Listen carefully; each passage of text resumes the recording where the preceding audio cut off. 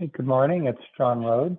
I think we're off time, so why don't we start in, say, 5 seconds?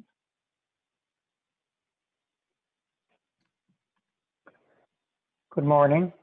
This is John Rhodes, Chair of the Public Service Commission, and I call this session of the Public Service Commission to order. Secretary Phillips, are there any changes to the final agenda? This is Secretary Phillips. There are no changes to the final agenda. Thank you. Before we get started, I'd like to note our arrangements for session today. In line with the guidelines concerning social distancing and minimizing large gatherings, and in light of the recently extended executive orders that suspended provisions of the open meetings law on an emergency basis, we are conducting today's session remotely. I'd like to remind those who are participating by phone to please mute their lines except when they are speaking. The public will have an opportunity to listen to the session on the department's webcast page. We will also record and transcribe the session as has been our practice.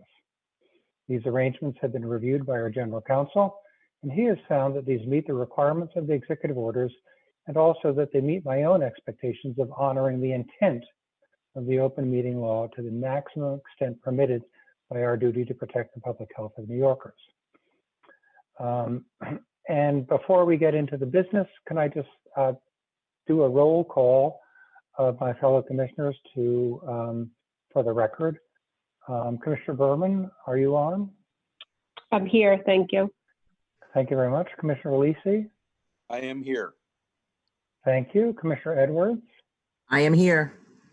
Terrific, thank you. And Commissioner Howard? I am here as well. Thank you very much, all of you. So we will begin, as has been our recent practice, with an update from Kevin Wisely, Director, Office of Resilience and Emergency Preparedness, on the department's responses to COVID-19. Kevin? Good morning, Chair Rhodes and Commissioners. As the Chair mentioned, I am Kevin Wisely, Director of the Office of Resilience and Emergency Preparedness. For the last 3 to 4 months, under Governor Cuomo's leadership, New York State agencies, including the Department of Public Service, have prepared for, responded to, and now have begun recovery from the COVID-19 pandemic. Although we will continue to manage the pandemic for months to come, we have turned the corner and begun to reopen New York State. The Department of Public Service staff have been tracking the COVID-19 outbreak since early in the year. All DPS offices have taken part in the planning, response, and recovery from the pandemic. DPS staff has maintained their ability to work from home effectively and continues to support the New York State COVID-19 response and recovery efforts. All statutory requirements and department responsibilities are being met without issue. DPS has ensured that continuity of operations and pandemic plans have been effectively implemented by the utilities, power generators, and the New York Independent System Operator throughout these difficult times.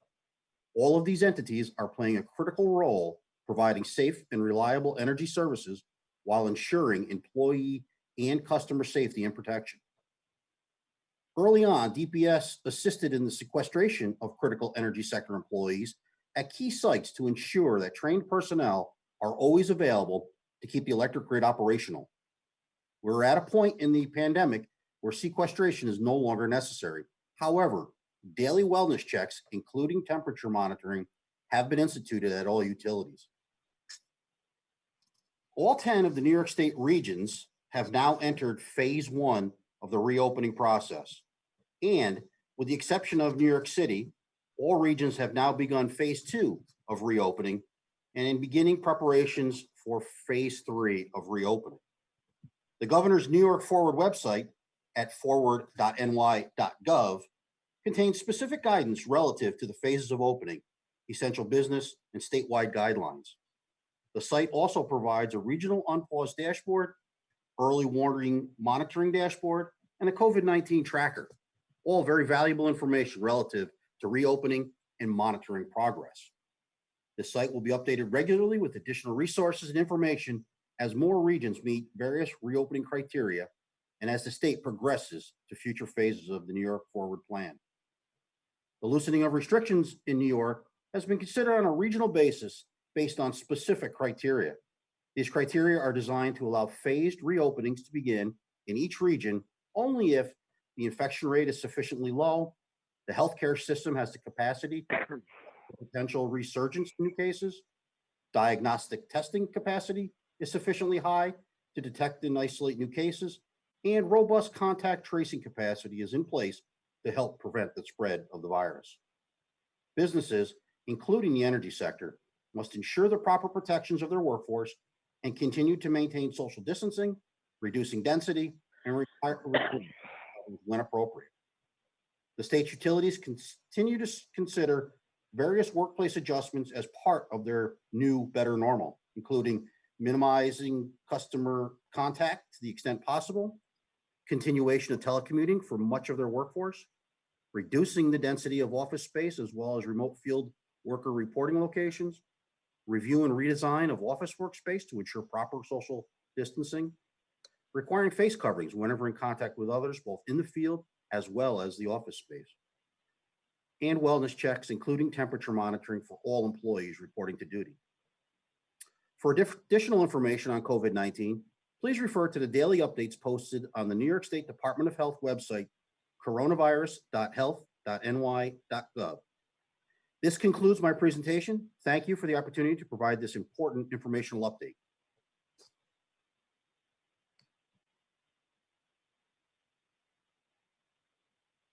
Thank you, Kevin. It's a very good report, very informative overview, and also very positive news on the effectiveness of the department and our partners throughout the state, on our success in protecting the health and reliability for New Yorkers, and on the positive trends, and then finally, but also most importantly, on the progress of New York forward and their reopening. Thank you. We will now proceed to the regular agenda. For those who are listening to this session through our webcast, please note that there is a slide presentation that accompanies the first 4 items, which can be, and these slide presentations can be viewed on our webcast. The slides will also be posted to our webcast page after session. The first item for discussion is an informational item. It's item 101, case 20G0195, which is in the matter of staff's analysis of local distribution company performance related to pipeline safety measures.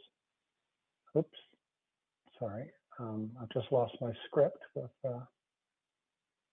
I'm sorry, I beg your pardon.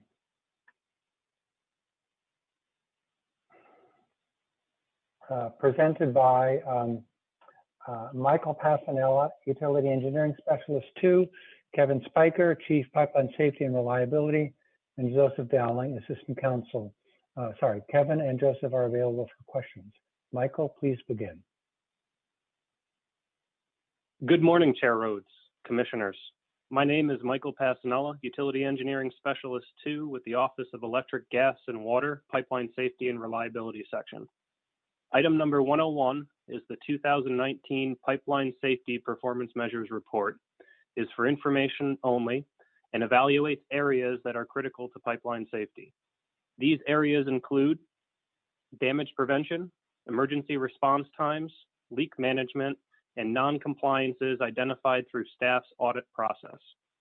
Overall, the data indicates that performance has substantially improved for the local distribution companies, or LDCs for short, across the state over the 17-year period staff has been reporting performance to the Commission.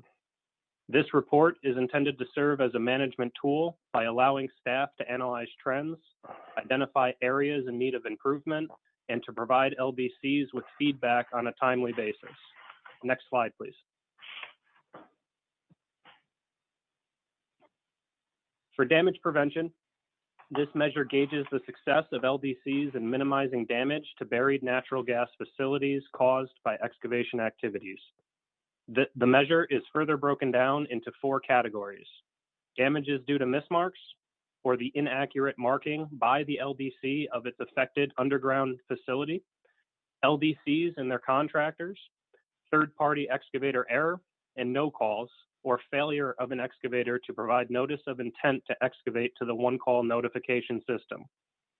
Performance related to the total damage prevention measure improved significantly, approximately 11% during 2019. This was due largely in part to an increase in one-call tickets and a decrease in the total number of damages. All 4 categories saw improvements as follows. Mismarked damages improved by approximately 9% from the previous calendar year. LDCs and their contractor damages improved 33%. Third-party excavator error improved 13%, and no calls improved 0.3%. In addition to our work with both one-call centers, staff works closely with the LDCs and issues field citations to excavators where appropriate. The combination of staff's field presence and the LDCs alerting us to damages has resulted in enhanced enforcement of the pipeline safety regulations. Next slide, please.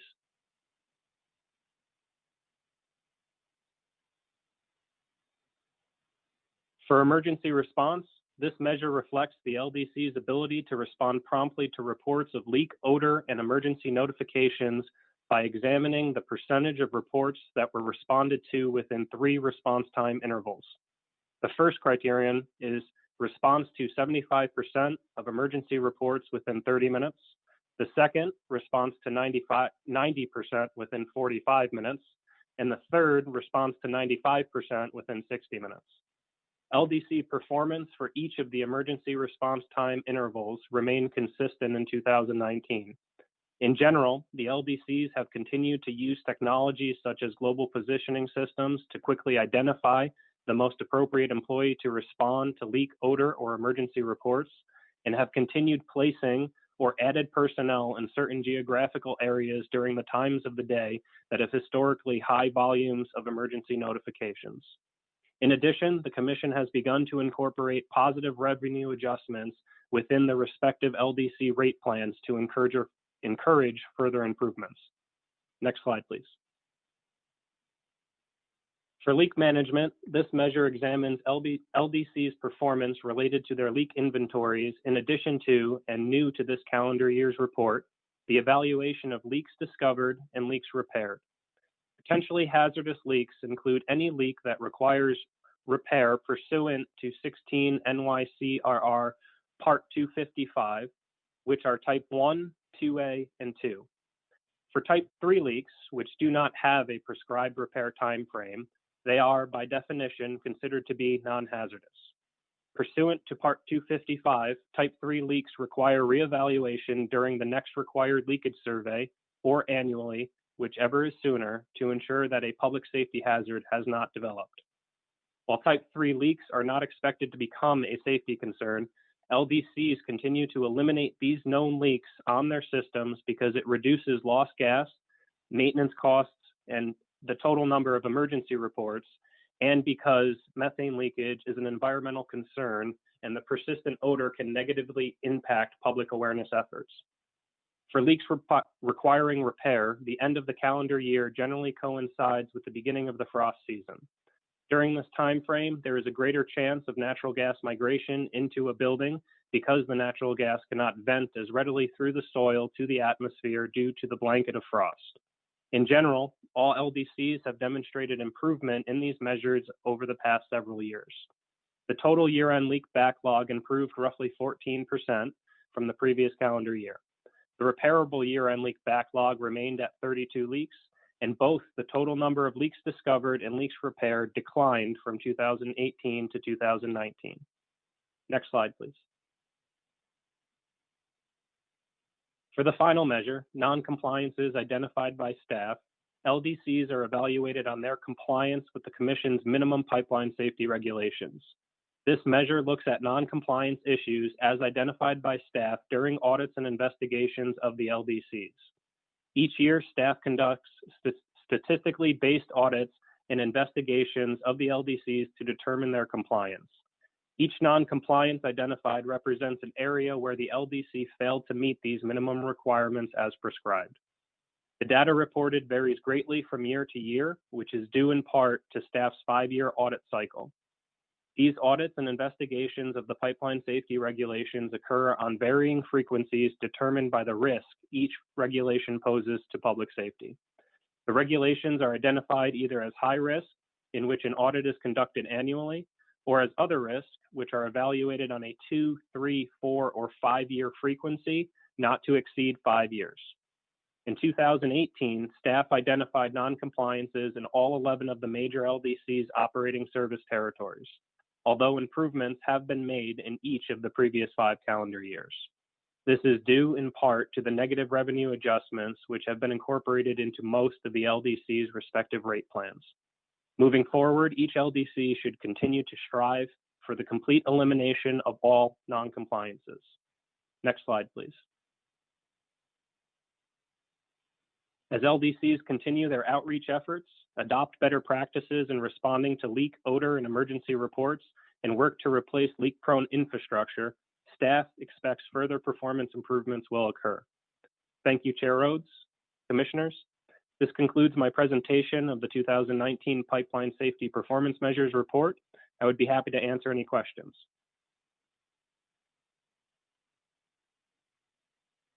Thank you, Michael. This is John Rhodes. Safety is foundationally important. And I'm pleased that as a general matter, that the performance is good.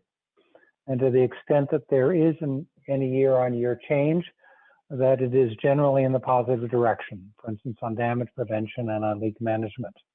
That said, obviously vigilance on the non-compliance topic is essential. And I certainly approve of the standard being complete elimination of all non-compliance. Thank you. Commissioner Berman, do you have any comments or questions? Thank you so much. Can you all hear me? Yes, thank you. Thank you. I appreciate this presentation showing how well the utilities have performed this past year with respect to safety. The integrity and reliability of our gas system is paramount, and at the core of that is safety. So it's really important for us to hear how well the utilities have been meeting their obligation. I understand that we must place a strong emphasis also on innovative technologies to enhance pipeline safety, and that includes innovations around damage prevention, leak detection, methane detectors, and other infrastructure upgrades and improvements. This presentation does show us the trends in a positive way for the amount of work that's been done to ensure that we are enhancing pipeline safety. It dovetails with an item that's on our consent agenda, 165, which really focuses on, on a positive note, how we are dealing with technological advances to help improve pipeline safety. I really do believe that AMI is just such a technological innovation that can enhance our utility regulatory process in the natural gas space. And the use of AMI could aid smart automation of pressure regulation and identify abnormal operating conditions. These examples, these allow for a smarter, safer, and more efficient natural gas system. And the presentation that was done on the past performance with respect to safety is really important to show that we are working on proper utility regulatory oversight and helping on a focus from a continuous improvement. So I appreciate it and thank you for the presentation. Thank you very much. Commissioner Alisi, any questions or comments? Just briefly, I think that this is a very good report, and I'm sure that as we continue with this, we'll have better practices evolve and performance improvements that will benefit everyone. Thank you. Commissioner Edwards. Yes, just briefly, just as a follow-up to this, if I could be provided more information on the no calls. It seems like that has been pretty flat over the last year, so it would be good to take a look at where the no calls are coming from. Is it company contractor, or is it third party? You know, not asking you to provide that information to me today, but if you could just follow up and provide that information, that would be helpful. Thank you. Thank you. Commissioner Howard. Yes, I just have thank you for this report. And it's gratifying to see the continued improvement in safety. One thing that concerns me, particularly looking into the future, as we move to a decarbonized energy environment, I think it will be essential, and even we will need to be more vigilant, make sure that as we move to this and make sure that there's not disinvestment and our vigilance does not go down, because as long as there is gas in the system, the public needs to be made safe. So again, thank you, and I look forward to the continuing work. Thank you very much. With that, we move to the second item for discussion, which also is an informational item. Item 201, case 20M0046, which is in the matter of utility customer service quality performance, presented by Eric Ryder, Chief Consumer Advocacy, and Kayla Whitaker, Utility Analyst. Joseph Dowling and Bruce Alsh, Deputy Director, Office of Consumer Services, are available for questions. Eric, please begin. Thank you, Chair Rhodes. Good morning, Commissioners. This is Eric Ryder. Item 201 before you today is for information only and summarizes the New York State electric, natural gas, and water utilities performance for 2019 on measures of customer service. While safety and reliability are paramount, the quality of customer service remains very important for customers. Customer service performance mechanisms help to align shareholder and customers' interests by providing potential earnings consequences to shareholders that reflect the quality of service provided to utility customers. Next slide, please. The utilities file annual customer service reports, which allows staff to track customer service performance each year and identify trends that are to be addressed in rate case proceedings. The report contains customer service measures in the following areas: PSC complaint rate, survey-based measures of customer satisfaction, call answer rate, the percentage of calls answered within 30 seconds, the rate of appointments kept, the number of bills, adjusted bills created due to utility error, the number of bills issues based on estimated meter readings, and terminations and uncollectible expenses. The PSC complaint rate, customer satisfaction survey, and call answer rate are typically the measures used for utilities, while the other metrics are utility specific and were established after performance trends demonstrated a decline. Next slide, please. Staff conducted a thorough audit into the utility's reported customer service performance, processes, and procedures, which included interrogatory responses, staff or site visits, and verification of records. As a result, staff identified and provided recommendations in the report on several areas for improvement and where further standardization can be implemented.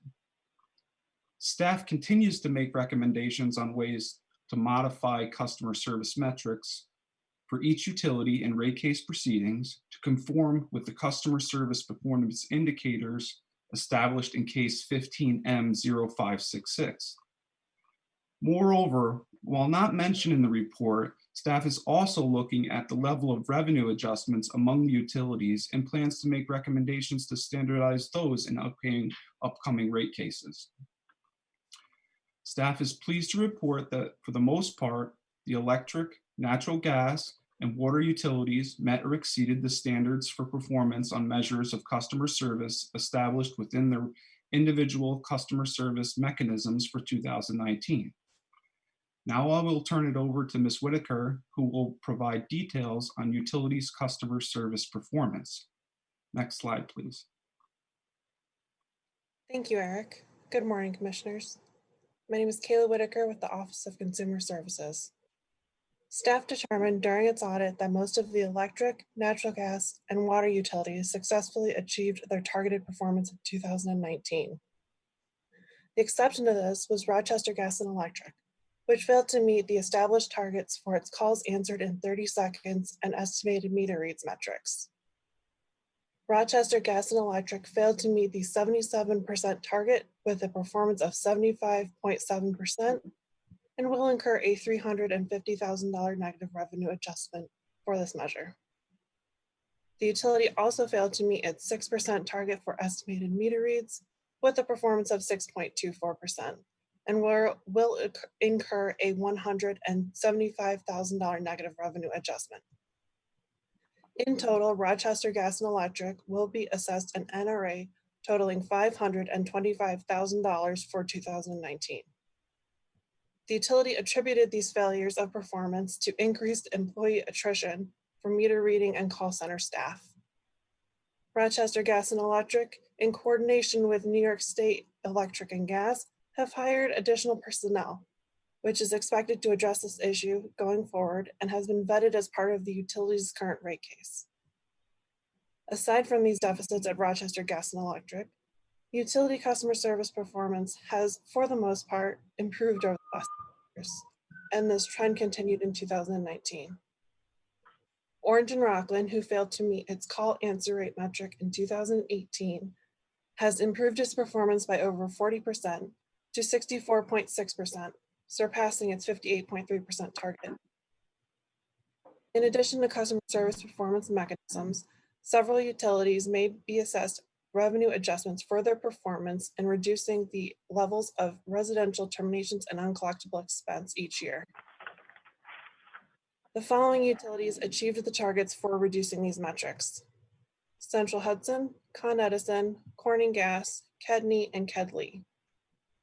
Customers benefit from utility reductions in termination uncollectibles as the utilities further assist customers by avoiding service shutoffs through additional bill payment methods or payment agreements, as well as reduced uncollectible expense, which is ultimately paid by customers.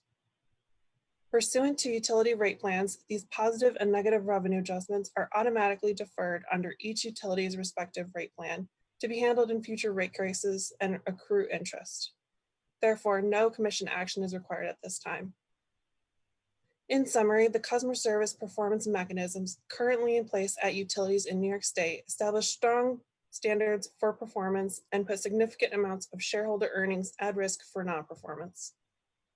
Overall, these mechanisms implemented by the Commission, coupled with staff's ongoing monitoring and auditing efforts, appear to have been effective in encouraging companies to make customer service a priority and provide the criteria for ensuring that the quality of customer service remains high at high levels in New York. Staff will continue to monitor utility customer service quality to ensure fair and appropriate treatment of utility customers across the state. And we will continue to promote performance-based rate-making strategies relating to customer service as alternatives to traditional cost of service regulation.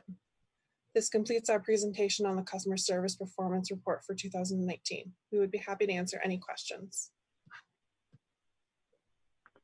Thank you, Eric. Thank you, Kayla. It's John Rhodes again. This report at its heart is about how well the utilities are serving customers and how well the utilities are treating customers. My attention is drawn to the phrase, for the most part, the utilities meet or exceed performance standards, from which I can, of course, draw two conclusions. Most of the news is good, but it's not good everywhere.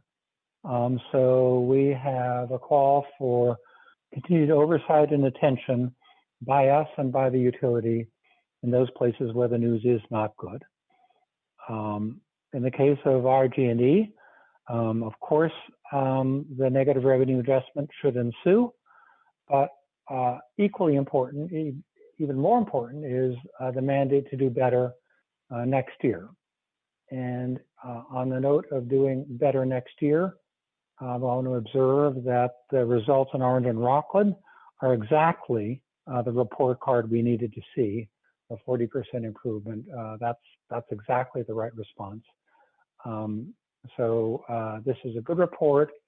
This is generally good news, but we have to remain on top of a couple of the issues that we've identified. Thank you very much. Commissioner Berman? Thank you so much. I appreciate the presentations that were done. As we all know, the provision of safe and adequate service is a basic obligation of the utilities, and ensuring adequate performance in these areas is a cornerstone of our utility regulation. Utilities are generally compensated in rate cases to provide safe and adequate service to customers. And as part of our oversight, we work through with DPS to monitor how well the utilities meet and exceed that obligation. And we could see through these presentations on how well the utilities have performed the past year with respect to, in this case, customer service. And it's important for us to look at that, especially as then we move into another rate case where we may be looking at what the appropriate negative or positive revenue adjustment needs to be. And that helps us to understand and also to push for continuous improvement, and also to make sure that we are capturing it as appropriate as we go into that analysis. So these presentations, while for information only, to the extent that it helps give us guidance on the appropriate metrics for later for decision making, is really important. So thank you. Thank you. Commissioner Lisi, any comments or questions? Thank you, Chairman. Yes. These performance indicators help everyone involved in maintaining and improving customer service to the benefit of customers as well as shareholders. The report is good, and I think that it will help keep us all on track in providing adequate service. Thank you. Thank you. Commissioner Edwards, any comments or questions? Yes, hi. Just one question, and you may have said this in the beginning, Eric, and I missed it. How often do we take a look to see if we have the right customer service indicators? Are they evaluated periodically, or is there a standard? Commissioner Edwards, can you hear me? This is Eric Ryder. Yes, I can. Okay, so we do two things. Every year when we do our report, we look at performance for the utilities. And in every rate case, we review each of the performances in all of the areas for each of the utilities. So we're on top of it. And to the extent we see any degradation in service, we would recommend a metric to improve customer service. Okay, so there is an opportunity to modify the performance indicators annually. For each particular utility, in the rate cases, they would be set up, and in the report, we would identify if there's any deficiencies to make improvements in the next utilities rate case. Okay, thank you. Thank you very much. Commissioner Howard. Yes, just one brief comment, and I want to echo Commissioner Berman's comments, particularly since RG&E is currently in negotiations of settlement on their case. I hope that the staff pays attention and sharpens our pencils and gets them up to speed. And that's all I have to say. Thank you. Thank you very much. We will proceed to the third item for discussion, which also is an informational item. Item 301, case 20E0045, which is in the matter of 2019 electric reliability performance, presented by Mary Ferrer, Utility Engineering Specialist 3. Christian Bonvin, Deputy Director, Offices, Resilience and Emergency Preparedness, and John Favreau, Assistant Counsel, are available for questions. Mary, please begin. Good morning, Chair Rhodes and Commissioners. This is Mary. Today I will be providing you with a statewide summary of electric reliability performance for 2019. Staff's written report provides additional information and individual reviews for each of the major electric utilities. Next slide, please. Each year, staff performs an analysis of electric reliability performance based on monthly interruption data submitted by the electric utilities. Staff uses this data to calculate the frequency and duration of interruptions and to identify trends. Frequency is affected by factors such as system design, capital investment, maintenance practices, and weather. Duration is affected by workforce levels, workforce management, and geography. By reviewing the data both with and without major storms, we can achieve a balance between interruptions under the utility's control, such as equipment failures, and those where the utilities may need to implement resiliency measures to prevent interruptions. It should be noted that the statistics presented today reflect two major events that occurred in New York City last July. The first was the loss of approximately 72,000 customers for 3 to 5 hours in Midtown Manhattan. The second was the interruption of more than 30,000 customers in Brooklyn near the end of a heat wave with an average duration of 11.5 hours. Department staff is currently investigating both outage events and developing recommendations for improvements that will decrease the likelihood of similar events in the future. Staff has also worked with Con Edison throughout the investigation and as part of its summer preparations to implement appropriate early actions based on preliminary findings prior to this summer. Next slide, please. This graph shows the statewide frequency for the last 5 years. Since Con Edison's networks are usually less prone to interruptions than overhead systems, and Con Edison serves a large percentage of the state's electric customers, Con Edison's data can skew the overall statistics. As a result, we also review the data with and without Con Edison. Excluding major storms, the statewide frequency for 2019 was the same as last year in the 5-year average. On average, customers experienced 1 interruption every 18 months. For utilities other than Con Edison, the statewide frequency, excluding major storms, was better than 2018 in the 5-year average. Customers on average experienced 1 interruption in 2019. The major causes for interruptions, excluding major storms, were equipment failures and tree contacts. To reduce the frequency of interruptions, the utilities invest in capital projects, inspections, and maintenance activities. However, decisions made by utilities today may take several years before being fully reflected in the frequency measure. Next slide, please. This graph shows statewide duration for the last 5 years, excluding major storms, again showing performance with and without Con Edison. The statewide duration was 2 hours and 3 minutes. This is about 5 minutes longer than 2018 and 6 minutes longer than the statewide 5-year average. The statewide duration for utilities other than Con Edison was 1 hour and 52 minutes in 2019, which is the same as 2018 and approximately 2 minutes longer than the statewide 5-year average. Next slide, please. Major storms in 2019 caused approximately 35% fewer customer interruptions and 72% fewer customer hours of interruption when compared to 2018. The state experienced 33 separate major storm events in 2019.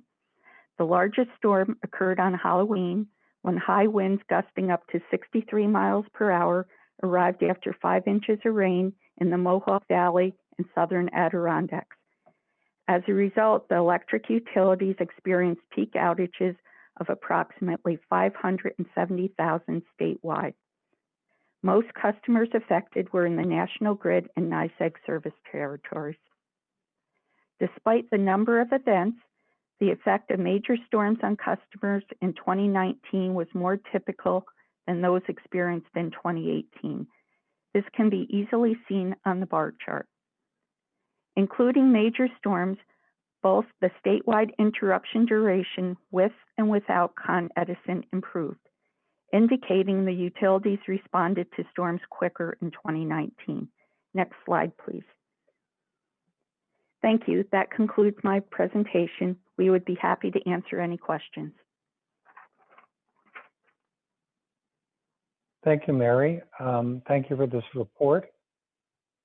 As with all of these informational items, this is the third of four. The topic is one of foundational importance, in this case, electric reliability. The story I see here is one of steady performance, which is generally good, although there are cases where the pace of improvement is not there, and it would be terrific to see us make progress on those. You mentioned the blackouts last summer. I know that under Director Kevin Wisely, as you mentioned, the team is marching towards their recommendations. They're very close to those, and we all look forward to seeing those. And I also know I should mention this because you alluded to it, that this is a year where Kevin's Department of Emergency Response and Preparedness is not treating it as any other summer. This is a COVID summer, and paying special attention to both where trouble could look different from in past years and where faster and different kinds of solutions and responses are going to be needed. I know you're working very closely with the utilities on that and on contingency planning, so thank you for that. Again, back to the report, we're tracking, but again, this is a foundationally important topic, and I'm very eager to see us resume progress. Thank you. Commissioner Berman. Thank you. I just echo the similar comments that you made. I think it's really important. These presentations are very helpful to us, especially as we look for further planning and refinement as necessary. It's also important, especially as the focus is on the major causes of interruption that may occur from the past year, to have timely information on the status of any pending matters that we may be looking at. And I look forward to review of those specific issues that will come before us. So thank you. Thank you. Commissioner Lisi. Thank you, Chairman. Just briefly, this kind of report gives us information that's critical to our ability to benchmark performance of various utilities during the worst of circumstances. And hopefully that kind of information will help us serve customers better in the future. I appreciate the opportunity to speak. Thank you. Thank you. Commissioner Edwards. No, thank you very much for the information, and thank you for the report. Thank you. And Commissioner Howard. Just one brief comment. And going forward, I think the new phrase in the utility industry is resiliency, which we used to reserve mostly for storm recovery and whether or not our system was can withstand meteorological events. I think the issue of resiliency, system resiliency writ large, is very important. I think it's particularly important in the Con Ed service territory. And we will discuss later is given this summer and the issue of the load shift from, say, from Midtown Manhattan to out to the outer boroughs, the issue of system resiliency will be of paramount importance. So I appreciate the report and hope our vigilance continues. Thank you. Thank you, and very well said by all the commissioner colleagues.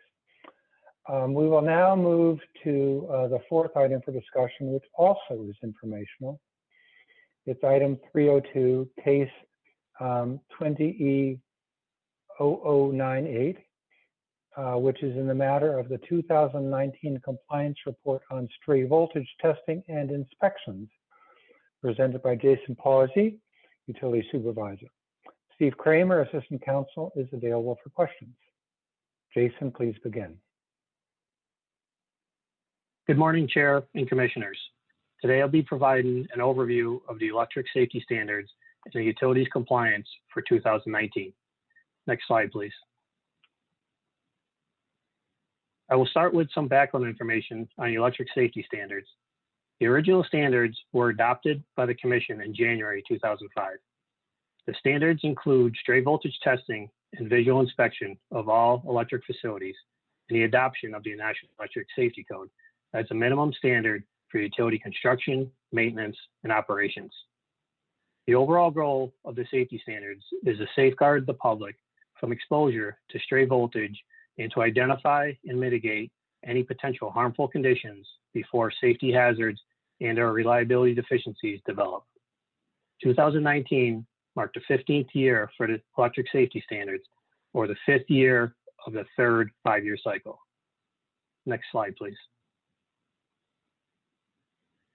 The utilities are required to test their underground system and streetlight facilities on an annual basis, while manually testing their overhead distribution and transmission facilities on a 5-year cycle. With regard to testing, inspectors carry a pen-like device that lights up when voltage is detected. 4.5 volts is a pen's calibrated threshold, as that is the limit of voltage where the potential for injury becomes concerning. However, the pens do signal for lower voltages. Once voltage is detected, the facility is then tested with a meter to record the actual voltage readings. All voltages of 1 volt or more are required to be recorded and mitigated. In total, there were 302 voltage findings for manual stray voltage findings of 1 volt or more, or approximately 0.03% of the roughly 1 million facilities tested in 2019. This was an improvement or decrease in total findings compared to 2018, which had 396 total findings. This graph shows historical findings for manual stray voltage testing going back 2 years. The red sections show the findings between 1 volt and 4.4 volts, and the green sections show the findings that are 4.5 volts or higher. The 2019 total number of stray voltage test findings roughly stayed the same at the 4.5 volt or higher level. However, the 4.4 to 1 volt level saw a decrease, mainly attributed to fewer findings on the overhead distribution and transmission facilities. Streetlights continue to be the largest facility grouping with stray voltage findings. For example, in 2019, out of the total 302 findings, streetlights accounted for 225. As part of the electric safety standards, the utilities are required to test all publicly accessible streetlights. An issue is found with a streetlight that the utility does not own. They are required to make the condition safe. It is ultimately the municipality that owns the streetlight, their responsibility to make the repair. Next slide, please. For the commission order, 12 mobile stray voltage surveys are required in New York City, 2 in Buffalo, and 1 in Yonkers, White Plains, New Rochelle, Albany, Niagara Falls, and Rochester each year. The upstate locations were selected due to their population density of 50,000 or more. Again, any stray voltage findings of 1 volt or more is reported and mitigated. In 2019, there were 8,608 voltage findings in the 3 utility service territories where mobile stray voltage testing is required, which is down from the 9,383 findings in 2018. This graph represents a total number of stray voltage findings across the state using mobile testing units for the last 2 years. The blue represents Con Edison, green represents National Grid, and purple on top represents RG&E. As you can see, Con Edison makes up the clear majority of the mobile stray voltage findings, based largely on the number of scans completed and the size of its underground system. Per electric safety standards, the utilities are required to complete visual inspections on 20% of their facilities each year. so that 100% of the utility's transmission and distribution facilities will be inspected at least once every 5 years. Again, 2019 was the 5th year of the 3rd full cycle of the inspection program. All utilities have completed a full 100% inspection of assets in compliance with the standards. Overall, inspections in 2019 marks the 2nd consecutive year wherein there was a significant decrease in the number of deficiencies found during the inspection process. Particularly notable is the fact that level 1 conditions decreased 22% from 2018 to 2019. The 3rd consecutive year of a significant reduction in level 1 conditions, which is the most severe. Lastly, PSEG Long Island is not subject to the Commission's safety standards, as PSEG Long Island and the system owner, LIPA, are not regulated by the Commission.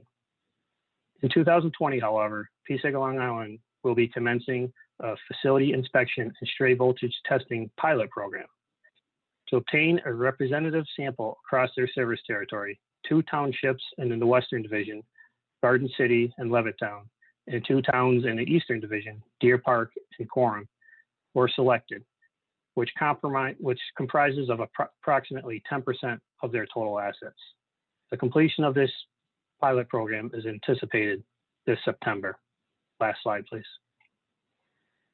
That concludes my presentation. I can now answer any questions.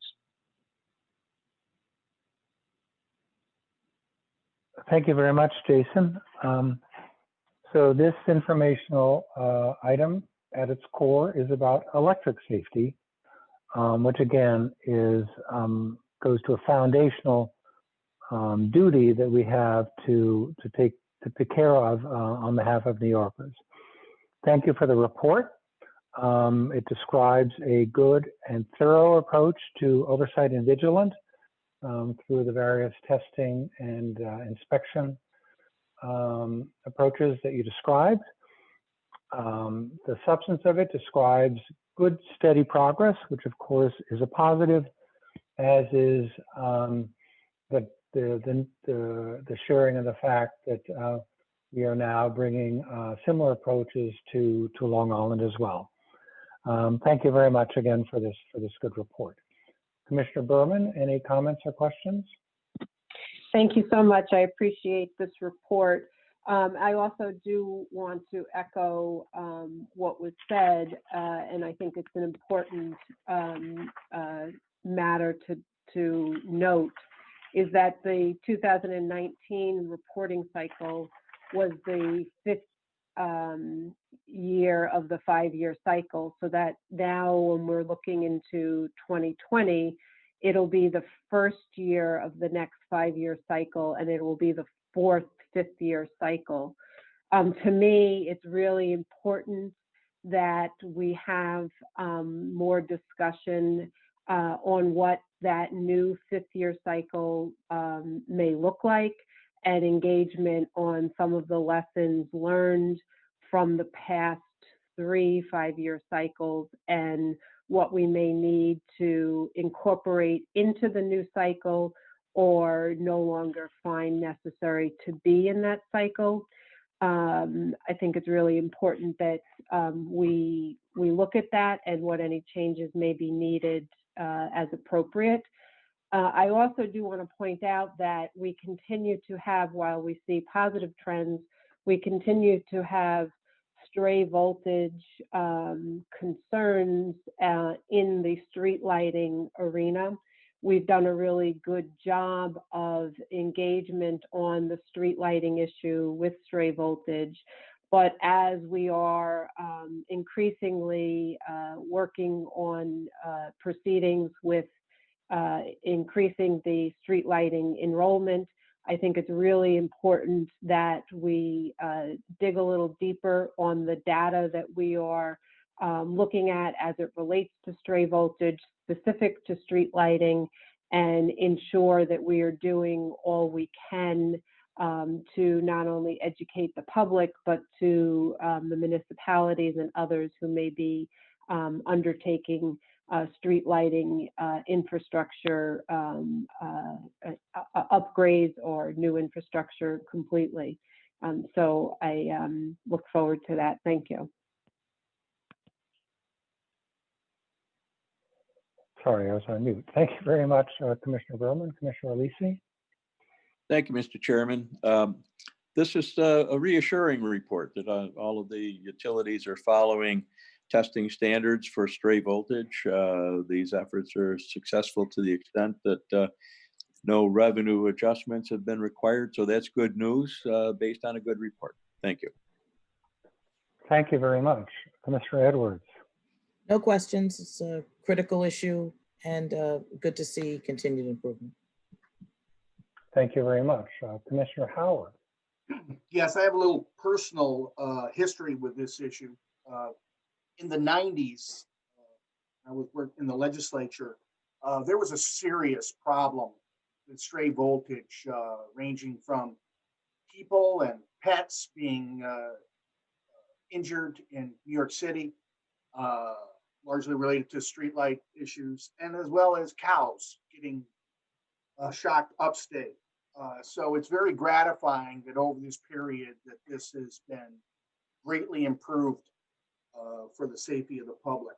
But I have two cautionary items I'd like to add going forward. First is to echo Commissioner Berman's comments regarding as municipalities take over the responsibility of owning and operating their street lighting system. I understand we'll have great energy savings and savings for bills as well. However, along with those savings goes with the responsibility of maintaining the street lighting system to a very high standard. And I just want to make sure that particularly as smaller municipalities go into this business, they understand that they are taking on this responsibility as well. The second item is, and it goes hand in hand with that, my first comment, is as we build out the 5G network across the state, largely will be connected to streetlights, and so and that work will be largely done by third-party vendors.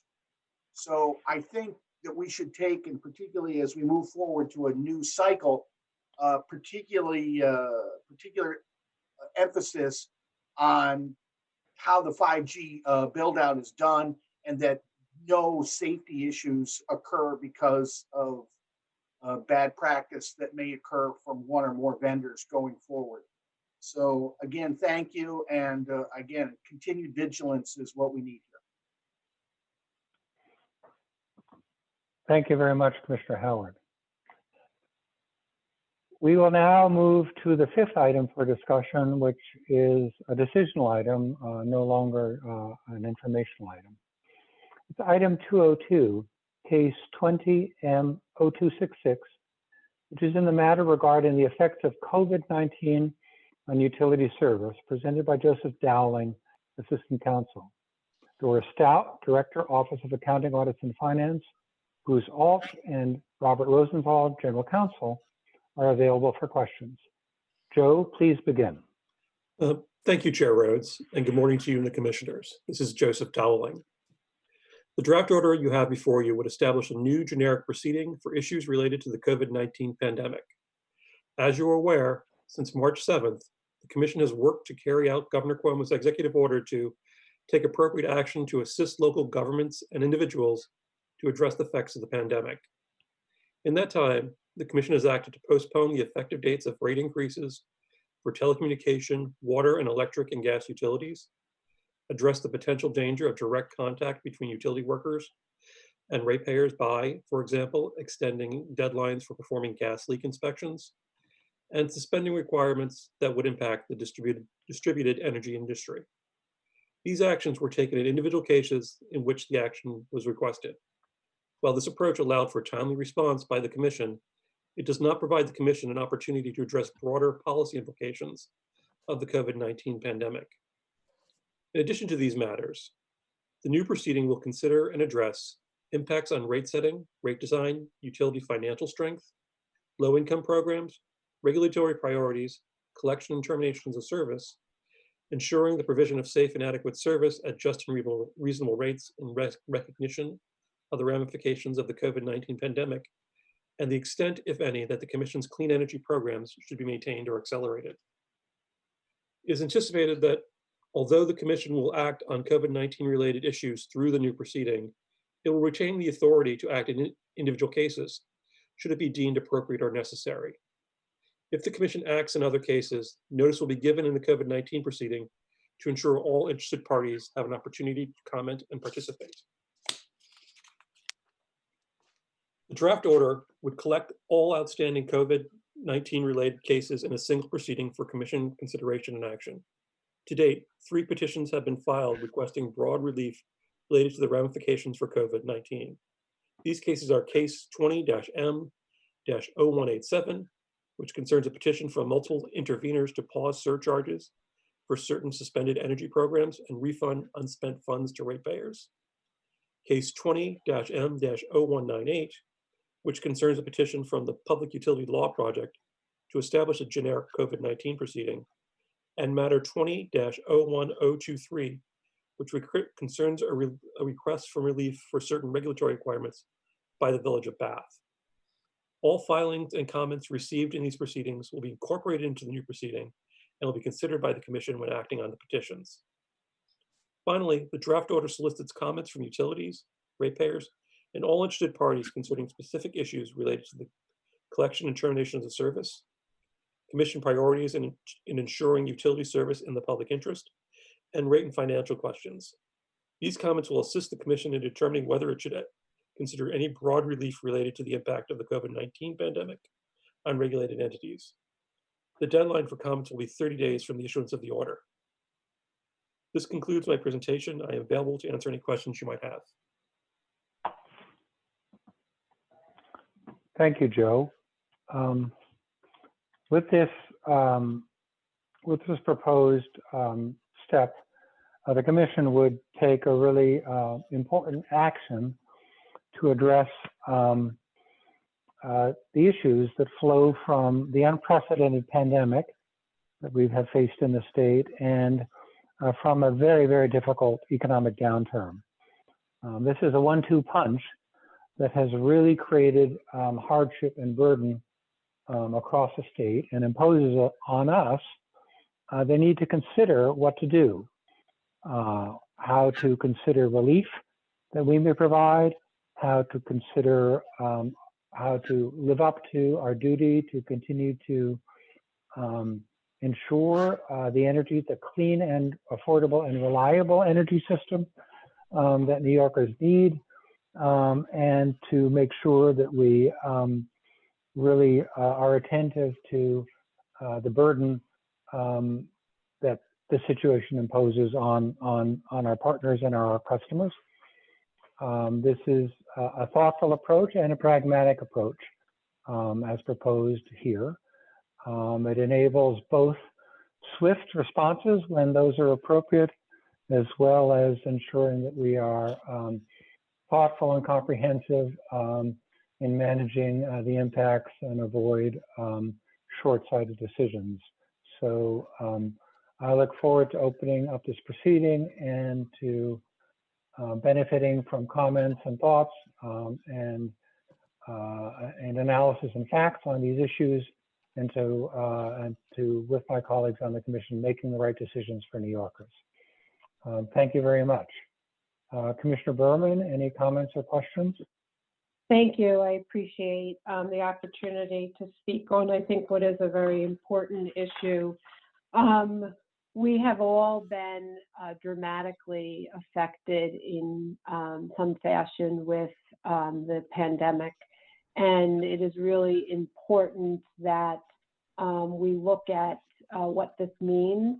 From my perspective, we are really, the pandemic has reinforced to me the critical role of the energy sector now more than ever. We literally need essential energy services, not just for homes that need to be heated, but also for hospitals and drive up testing centers, as well as other critical facilities.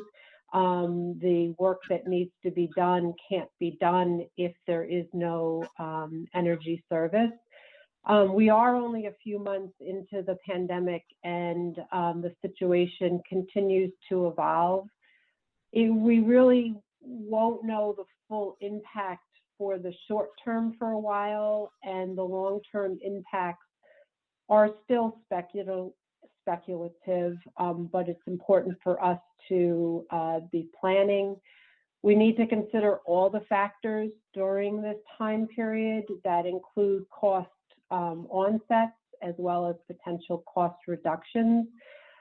From where I sit, it's a key importance for us as regulators to be balanced in our approach and consider the impact not only on the customers, but also on the utilities' financial health and their continued access to capital. We have seen that utility stocks are not immune to COVID-19's impacts. A lot of the concern nationally does center around the need for access to capital, the concerns on whether rate increases, appropriate rate increases are at risk, demand is under pressure, and the expectation of the impact on the growth that we were relying on. As I see it, the utility and energy sector as a whole can really be foundational to economic recovery, and an economic driver on that is really important. So we need to be very mindful of all that we do from a regulatory perspective in helping to get us back on track and make sure that we are being prudent in what we are doing. We've seen since this time that we have been, as the Commission as a whole, been open to unique solutions. We've been flexible, and we've been able to act quickly when appropriate. We have done a host of orders that have looked at what needed to be done in the short term to give utilities some certainty and customers some certainty, and also to help alleviate the near-term financial impacts. We've done such things as an order postponing approved electric and gas delivery rate increases, and updated reductions to the low-income discount credit, temporarily waiving certain tariff fees. We looked at an order granting extension of time to complete gas service line inspections and leak survey. We've also done orders extending and expanding distributed solar incentives. We also looked at and did an order temporarily amending certain gas tariff provisions, and the list does go on. We are not shy in being responsive as appropriate to matters that come before us, seeking relief, and we try to be responsive but also prudent in how we are handling things. We do need to watch the recovery period.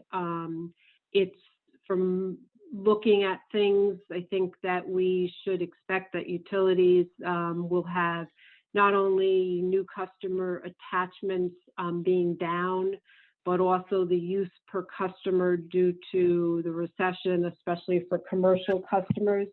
And the impact on those utilities will vary depending on how long it takes for the recession to end. I think that this generic proceeding seeks to try to now move from single item relief to a more generic global sort of bucket that helps to put everything in one basket or proceeding to discuss what we may or may not do as we move forward. The caution I have is that I worry that we may be setting up a generic proceeding that, as it is laid out, is more massive and unwielding than if we were to look at things in individual capacity for individual utilities. Even on this session, we have several items that are COVID-related relief items that we are addressing, and I think they're appropriate to do so. I am concerned that the movement in this generic proceeding to move other petitions that have been filed into and under the umbrella of this generic proceeding will be confusing at best, and also may not necessarily be appropriate. I think we try to capture that. We understand that that will be confusing, and so the commitment in the draft order is that if we do things outside of the generic proceeding, we will give notice. I think that it will be difficult to fully commit to notice for doing things outside the generic proceeding without some clear guardrails on the front end of what that may or may not look like and what that may need to do. Folding into this proceeding, for example, the Bath petition, I'm not sure that that is completely workable. The Bath petition in and of itself is specific to an individual municipality, the Bath Electric, Gas, and Water Systems, and it is specifically asking for relief for its specific situation. That may also be something that other utilities or other municipalities are experiencing. And I do think that to the extent that what we need to do is get under the hood a little bit more on that specific petition, see if there's a way that it can be addressed in real time, working with our respective staff. And if it's necessary for any commission action, that we appropriately handle that through that individual proceeding, or if it seems that it's something that's more global for all of utilities, identify that and identify what the specific global issue is.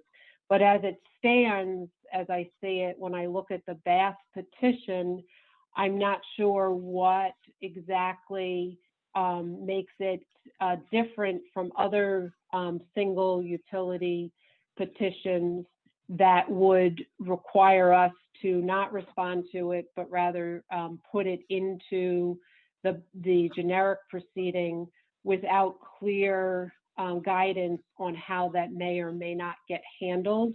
And to the extent that they are raising concerns on how they are moving forward on something, and their concern on non-emergency work, I think it's something that we may be able to, or we should be able to address outside of the generic proceeding.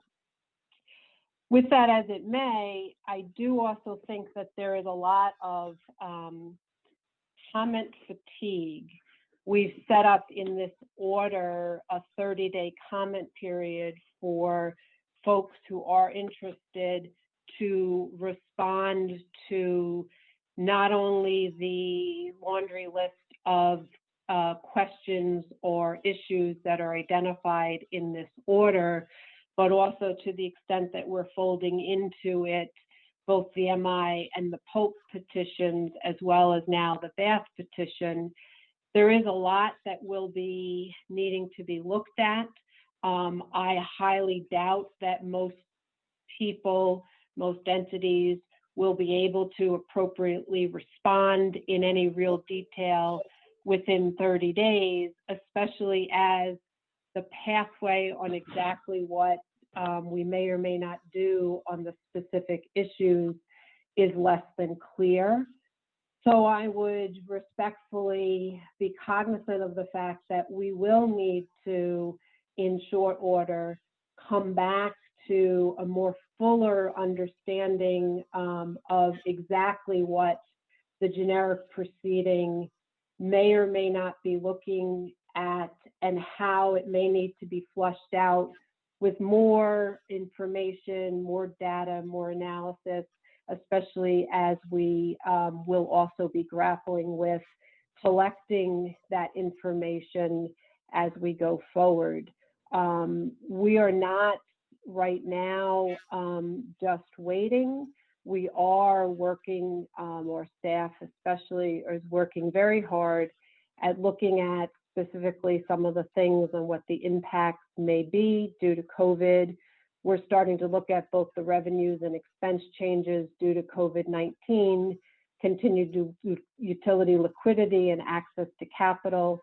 We are also, cognizant of the fact that the utilities themselves are also generally tracking their costs related to COVID-19, similar to how they might track costs for a major storm.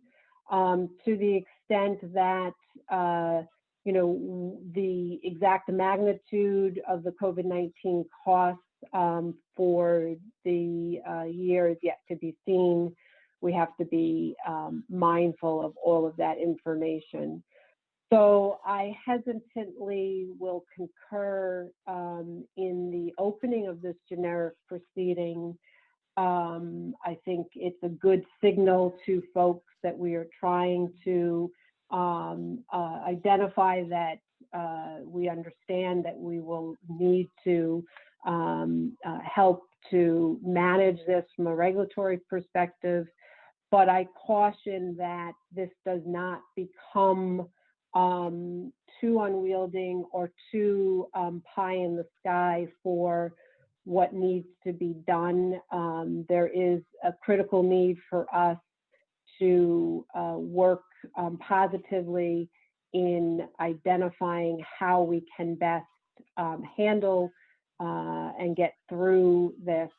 And I look forward to engaging on that. And I will again remind sort of folks, my particular perspective is about considering all the factors and as a regulator being balanced in my approach and considering the impact on all customers, but especially focused on how we can help to enable utilities' financial health, because that does also help the customers overall. Thank you. Thank you very much. Commissioner Alisi. Thank you, Mr. Chairman. Yes, I believe that this is an intelligent effort to help us live up to our responsibilities to serve the public interest as a regulatory body, also as individuals and people that are ourselves residents of the state of New York and all of the world for that matter. It's a solid approach that will help us learn from today's challenges as we plan for the future. And so I think it's a good move and a great effort. It's a good report. Thank you. Thank you very much. Commissioner Edwards? Yes, thank you. I was really glad to see this. I think that all agencies and utilities alike are trying to do whatever they can to live up to and adhere to the governor's executive order. This is, it brought me back to why we are all here. The primary mission is to do whatever we can for residential and business customers. This hits that on the mark. It's time for us to continue to do what we are doing, which is to adjust and respond quickly. It's difficult because a lot of things are in flight, and this pandemic and the impact to the health and safety and economic welfare of our residents and businesses is not over. We're still approach. We still have to be very careful, and we have to prepare for yet another possible reoccurrence. So I think opening up this proceeding, looking at the impacts of rates and designs and low income programs and how customers have the ability to pay their service from a collections perspective. And we, can't put customers in the position of having their services terminated. We have to continue to go and move forward on our clean energy programs. And there are ramifications of all of our actions.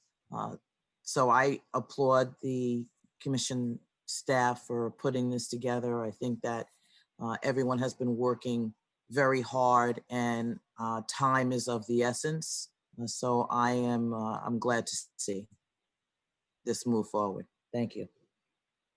Thank you very much. Commissioner Howard. Yes, thank you.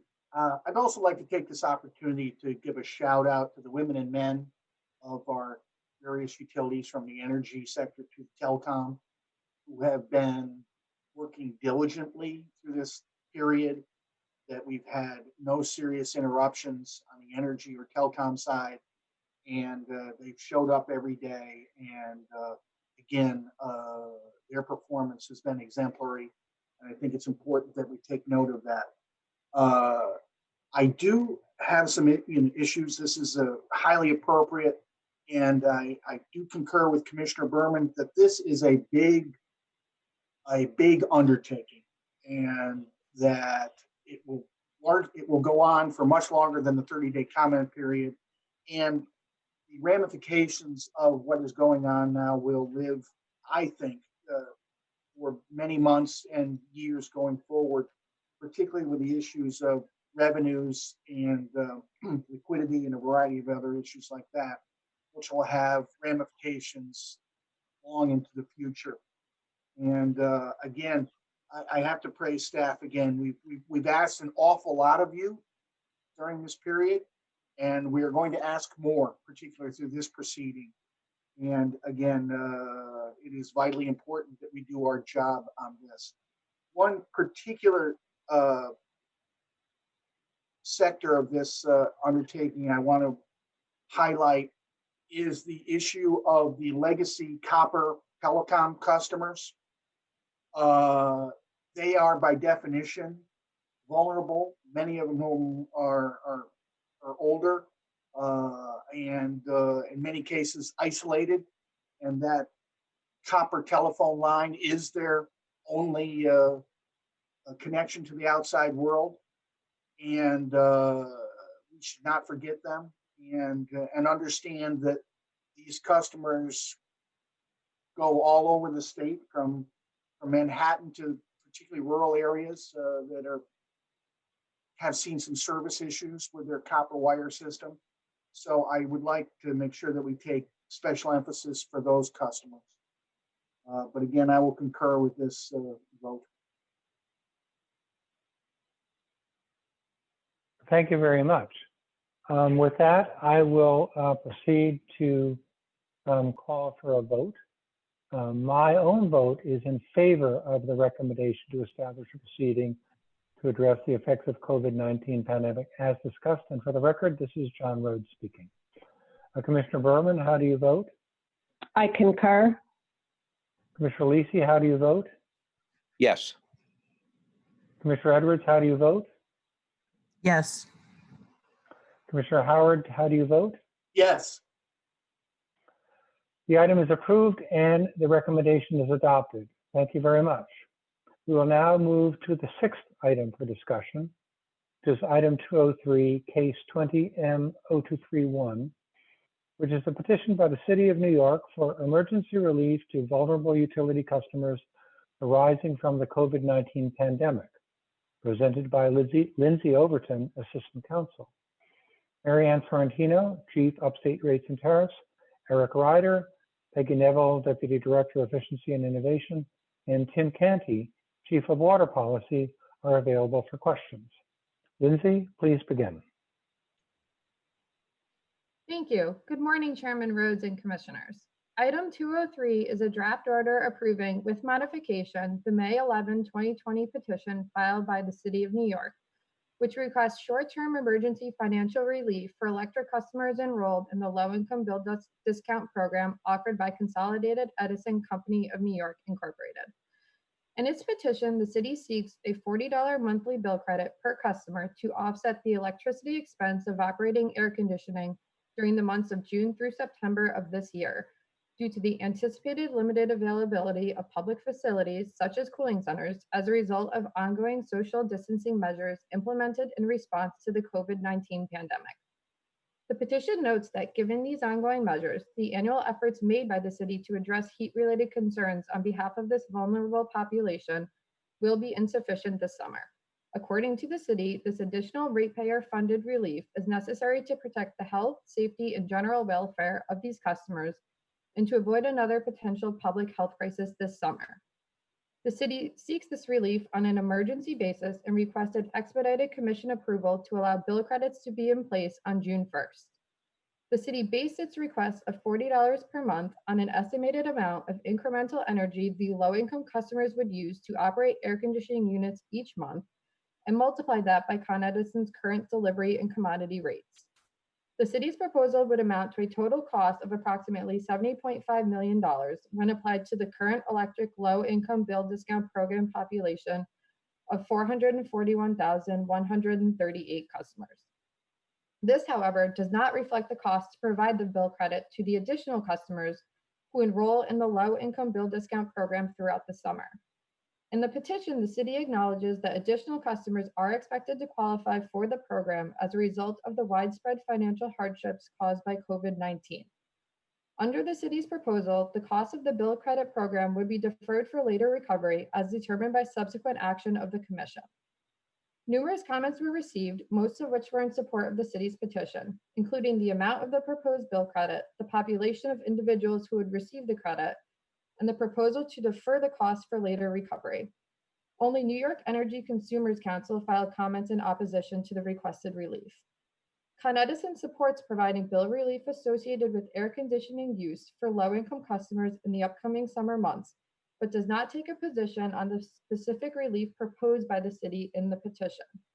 According to Con Edison's calculations, the city's proposed bill credit of $40, while in the zone of reasonableness, is likely on the higher side of estimates. Con Edison also agrees that the number of customers enrolled in the low-income bill discount program could increase significantly given the economic impacts of COVID-19.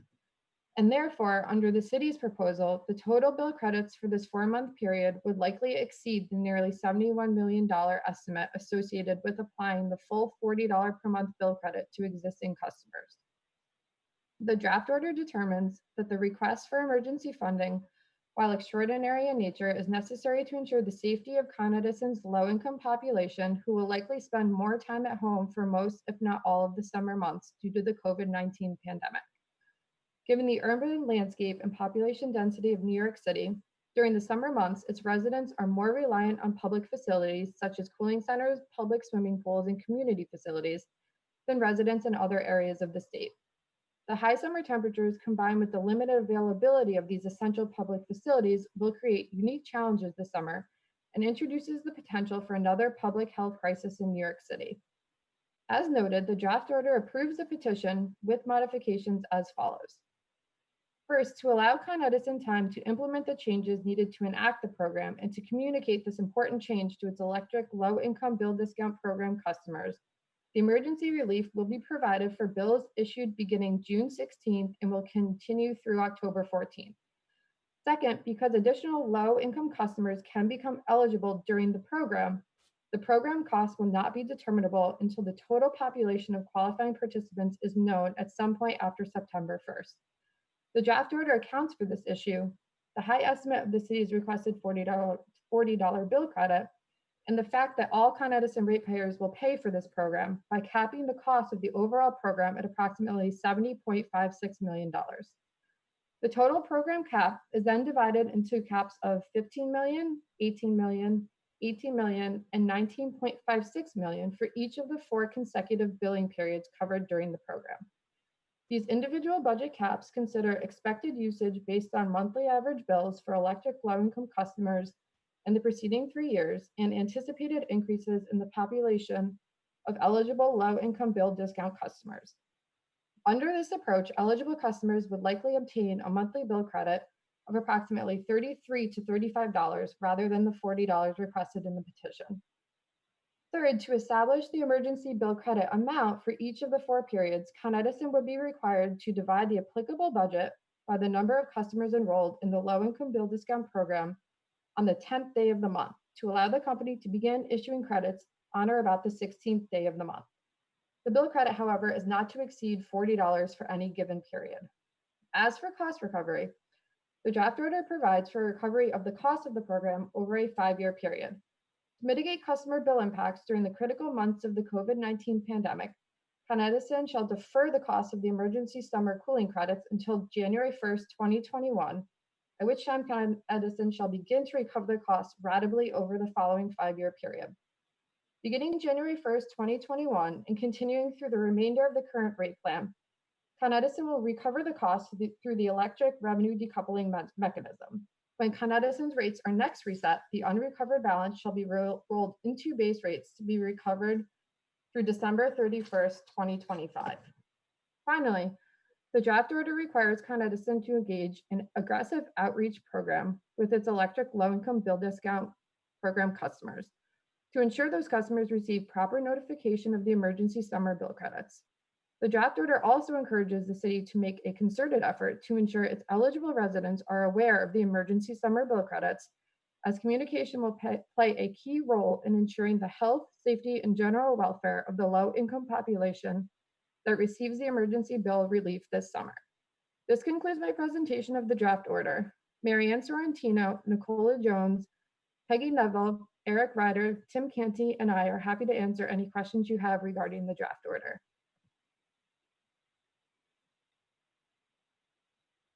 Thank you very much, Lindsay. One of the charges to the Public Service Commission is to care for health and safety and public welfare. And we face a clear and present issue this year and in the part of the state in question, namely New York City, which is experiencing by far the worst effects of the COVID-19. Meaning that vulnerable New Yorkers are going to be constrained to their homes as the summer heats up. This proposed approval with modifications of the petition is a smart, responsible, and responsive approach to the need. It's timely and has found a way to cover the bills for these New Yorkers for the 4 cooling months of June to September. And it does a good job in my mind of tasking Con Ed with effective management and assurance of program success on this one. I am going to vote for this. Commissioner Berman. Thank you so much, Chair. I am going to vote in favor of this item, but I do have some comments that really are directed at the next steps in terms of implementation. This item is larger than just deciding what the appropriate bill credit may be for the coming 4 months. It's really important that we as regulators are able to look at what we can do for vulnerable populations, and this is something that being brought to us from the city on an emergency basis, sharing that they were concerned with the vulnerable population is really important that we address it in a timely fashion to ensure that we're doing all that we can do.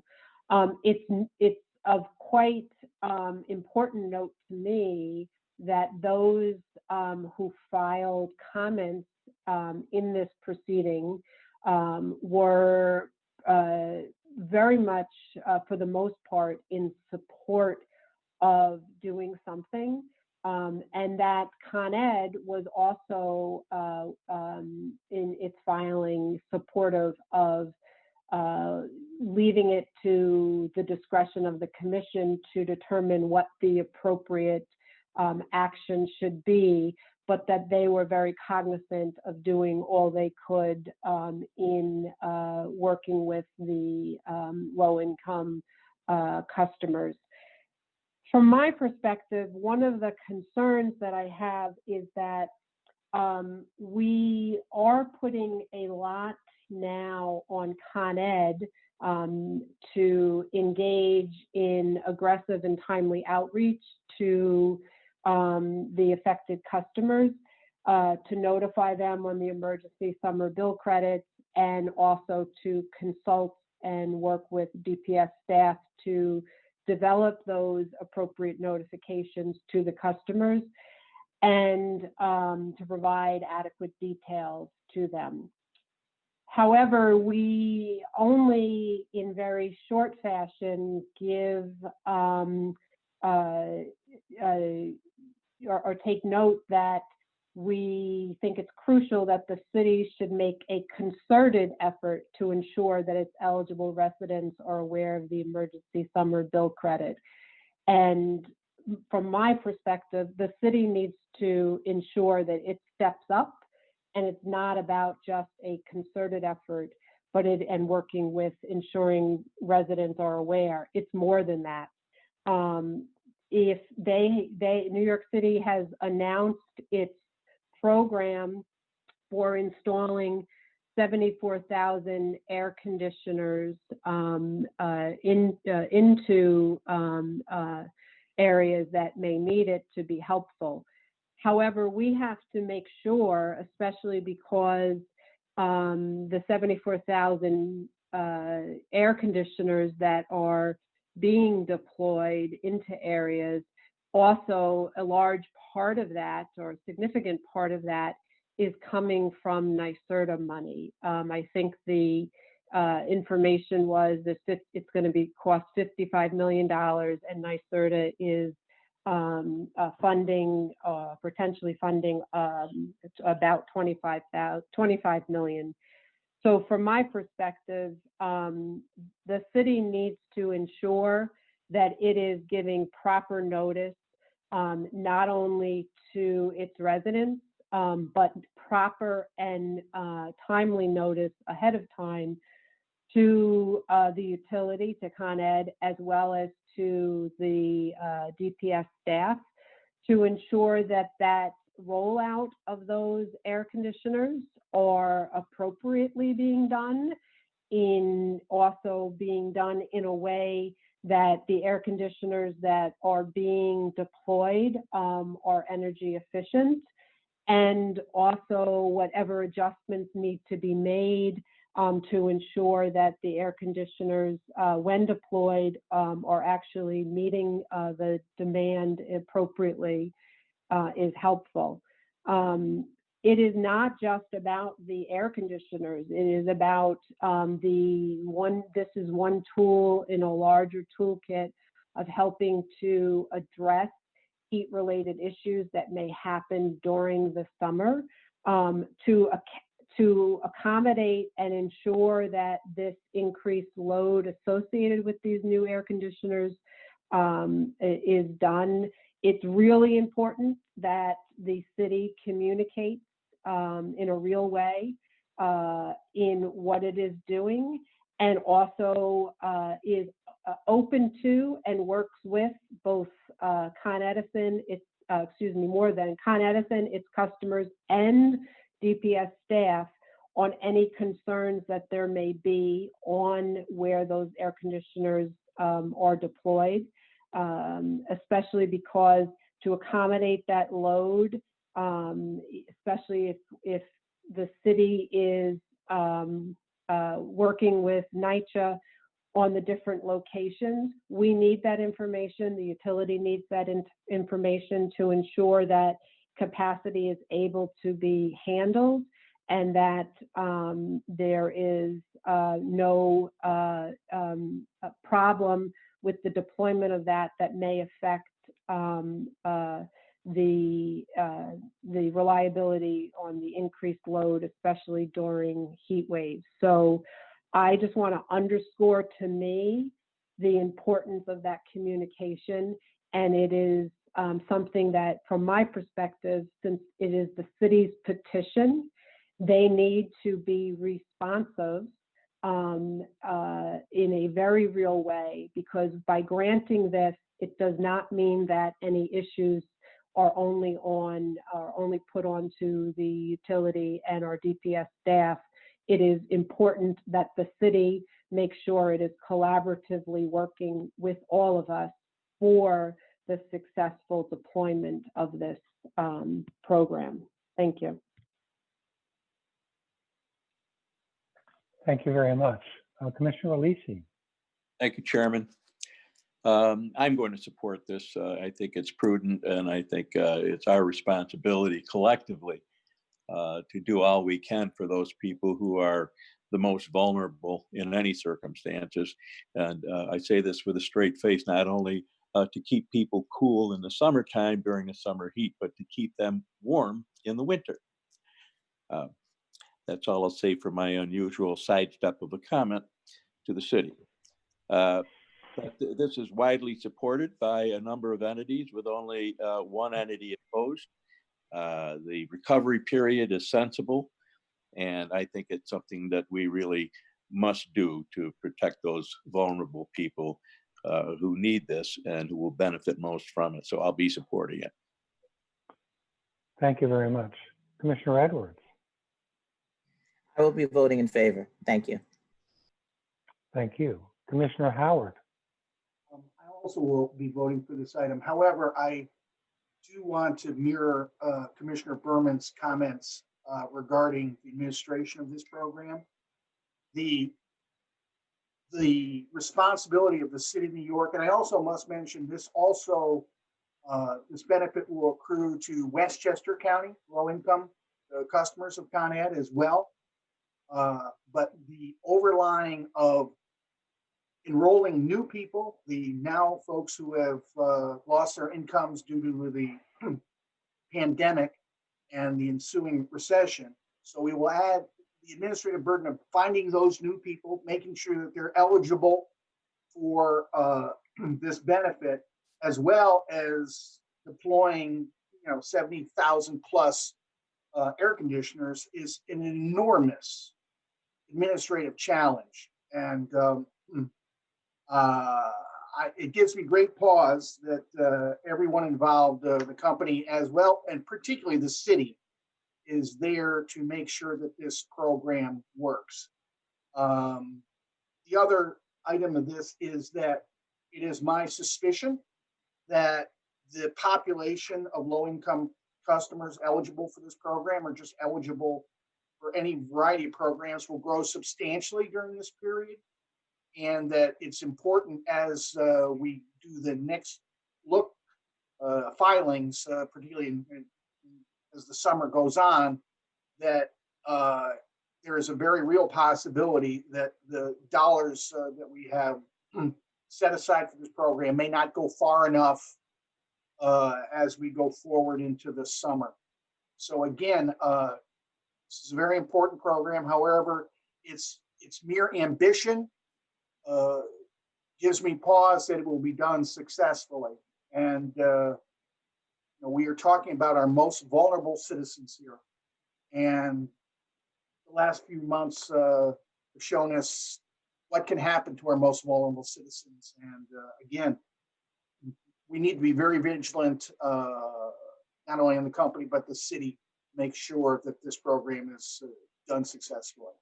Thank you. Thank you very much. Colleague commissioners, your points on needed vigilance and making sure this thing works are very well taken. I will now proceed to call for a vote.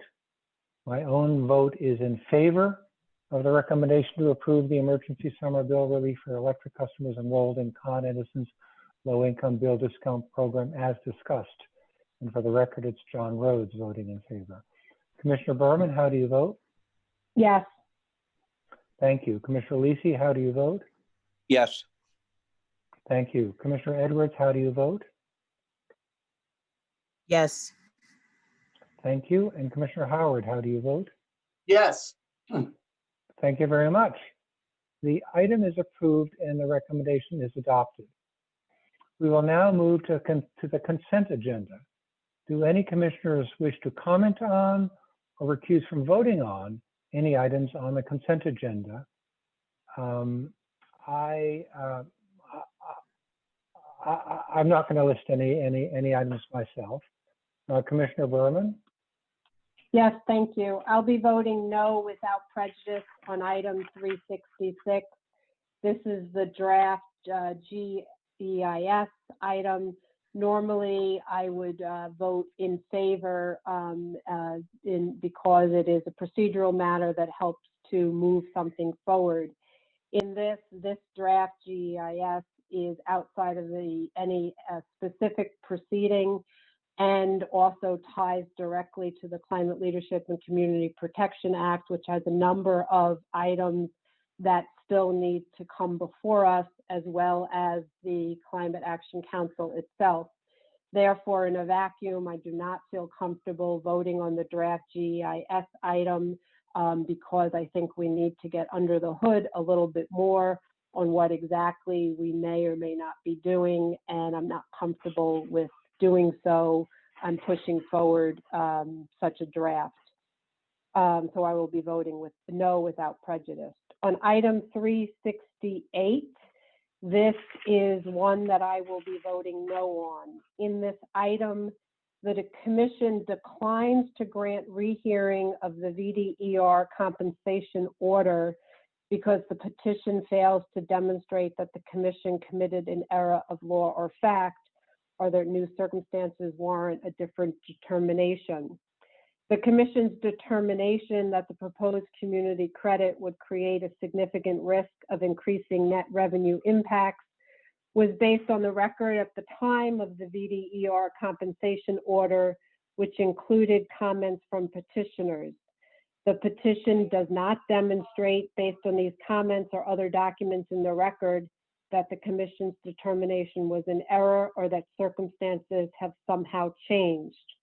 I agree with that. However, the petition and the order seeks to state that the petition and supportive comments provide additional new information on the potential net revenue impacts, and therefore the draft order finds that this information warrants further evaluation and reconsideration of matters addressed in the VDR compensation order.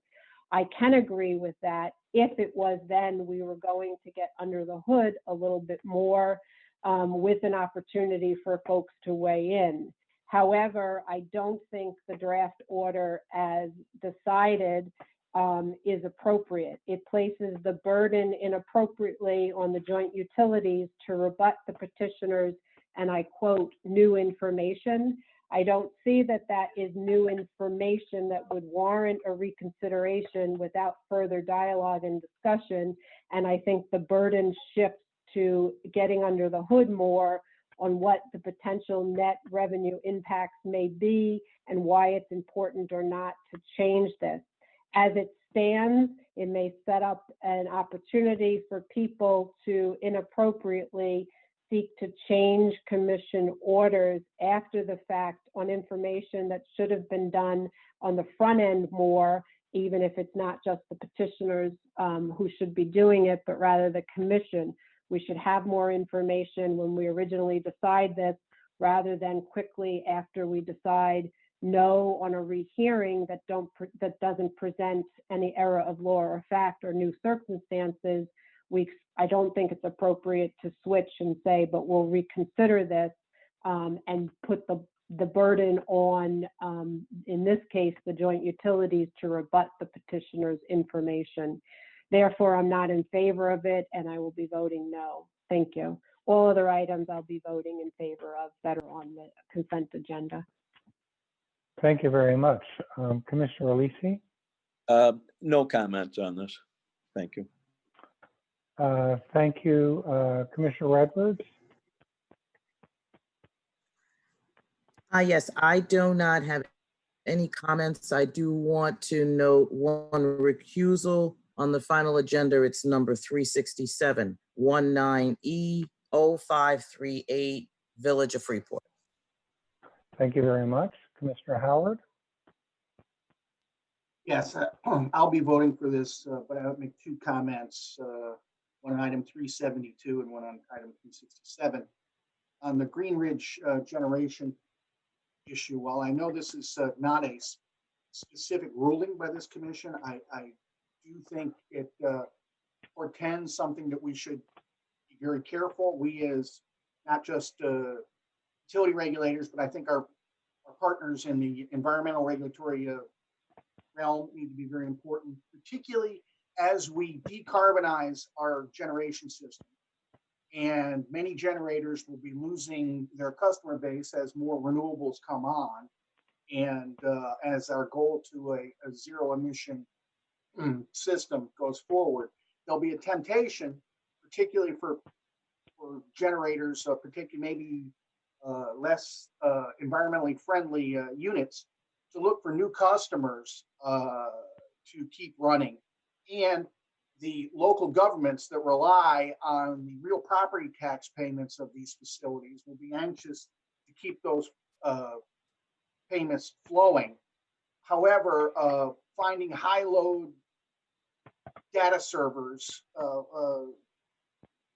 run on fossil generation exclusively, I don't think is a very good long-term play. These facilities provide very little economic activity locally, and but they do take an awful lot of energy. So again, I think great caution will be needed going forward, and I urge our partners, particularly the DEC, to be extraordinarily vigilant on some of as these units or these new proposals go forward, and make sure that they are as clean as possible, particularly some of our more grandfathered units. The second issue is in the Village of Freeport. I'm going to give a lot of credit to staff making a system better. However, I will again, and I think you will hear this maybe virtually at every session, that the reliance of local governments for revenue streams based on utility payments is not sustainable. And it really doesn't matter which pocket government takes your money from, whether it's from your utility bill or through your real property tax bill or your income tax or your sales tax. So that shading the real property tax burden by placing burden on, in this case, electric customers is not well served. I also want to give another cautionary note that I note that Onondaga County is poised to raise their sales tax on residential utility bills to help fund their current financial crisis.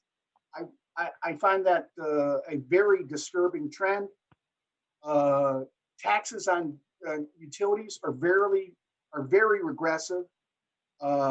Everybody pays the same rate, and your ability to pay is not encountered in that. And again, particularly as the recession continues and its impact on local governments, I really urge all involved not to dip into utility customers' pockets to help fund their fiscal problems. With that, I'll be voting yes on the agenda. Thank you very much.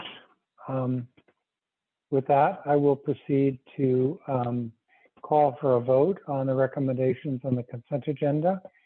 My own vote is in favor of the consent agenda.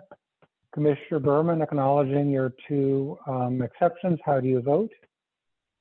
Yes. Thank you. Commissioner Lisi, how do you vote? I vote yes. Thank you. Commissioner Edwards, acknowledging your recusal, how do you vote? I vote yes. Thank you. And Commissioner Howard, how do you vote? Yes. Thank you very much. The items are approved and the recommendations are adopted. Secretary Phillips, is there anything further to come before us today? This is Secretary Phillips. There's nothing further. Thank you very much. With that, I adjourn this session. Be well, everybody, and stay safe. Thank you.